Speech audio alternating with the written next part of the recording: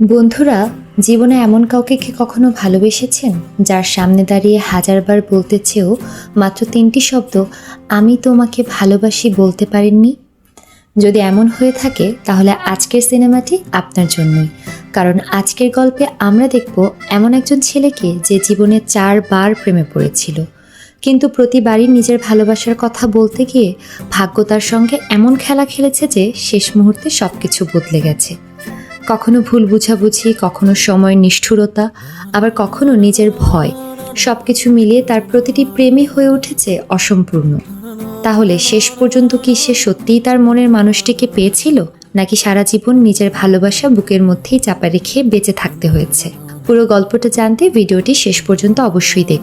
আর কোনো দেরি না করে চলুন শুরু করা যাক আজকের অসাধারণ সিনেমার গল্প।